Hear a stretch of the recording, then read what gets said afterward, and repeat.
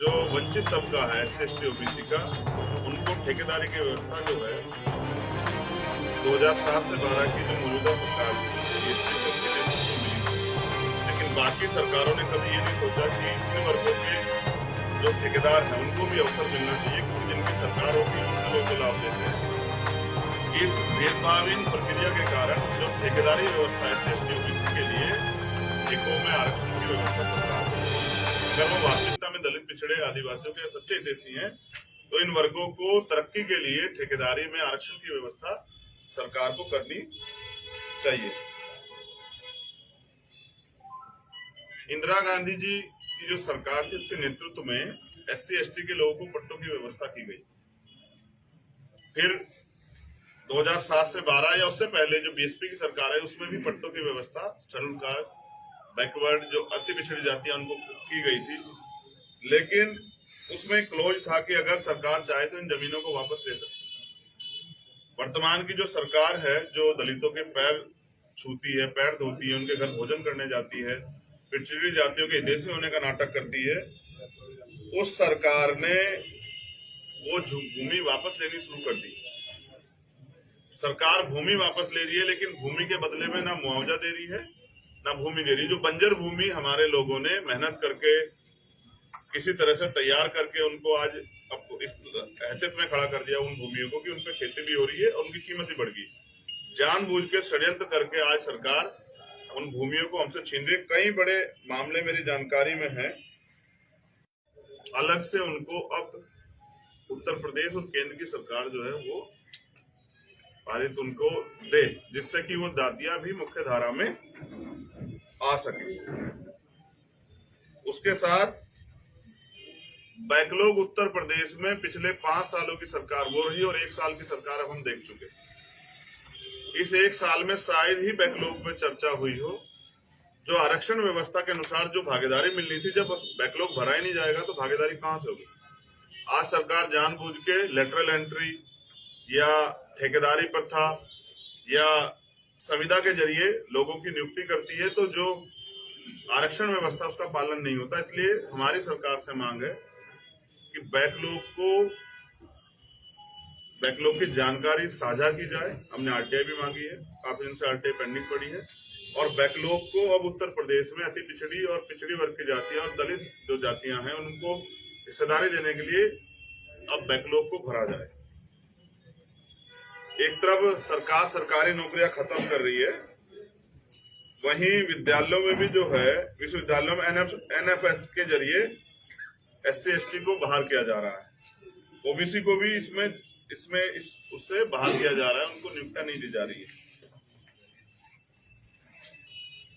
तीसरी हमारी मांग है कि ठेकेदारी व्यवस्था जो वंचित तबका है SC/ST OBC का, उनको ठेकेदारी की व्यवस्था जो है 2007 से 12 की जो मौजूदा सरकार थी BSP की उनके नेतृत्व में मिली थी।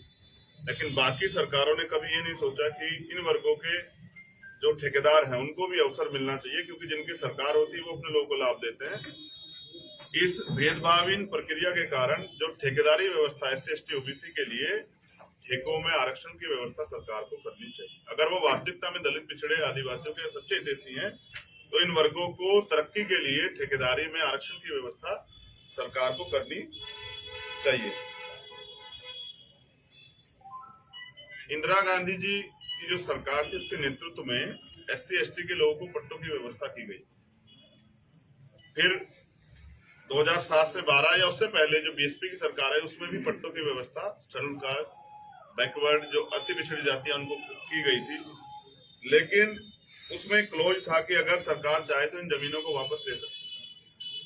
वर्तमान की जो सरकार है जो दलितों के पैर छूती है, पैर धोती है, उनके घर भोजन करने जाती है, पिछड़ी जातियों के हितैषी होने का नाटक करती है, उस सरकार ने वो भूमि वापस लेनी शुरू कर दी।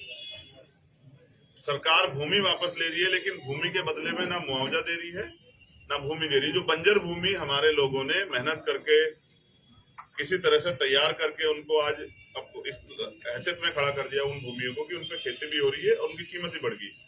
जानबूझ के षड्यंत्र करके आज सरकार उन भूमियों को हमसे छीन रही है। कई बड़े मामले मेरी जानकारी में है। अलग से उनको अब उत्तर प्रदेश और केंद्र की सरकार जो है वो पारित उनको दे, जिससे कि वो दातियां भी मुख्य धारा में आ सके। उसके साथ बैकलॉग उत्तर प्रदेश में पिछले 5 सालों की सरकार वो रही और 1 साल की सरकार अब हम देख चुके। इस 1 साल में शायद ही बैकलॉग में चर्चा हुई हो। जो आरक्षण व्यवस्था के अनुसार जो भागीदारी मिलनी थी, जब बैकलॉग भरा ही नहीं जाएगा तो भागीदारी कहां से होगी। आज सरकार जानबूझ के लेटरल एंट्री या ठेकेदारी प्रथा या संविदा के जरिए लोगों की नियुक्ति करती है, तो जो आरक्षण व्यवस्था उसका पालन नहीं होता। इसलिए हमारी सरकार से मांग है कि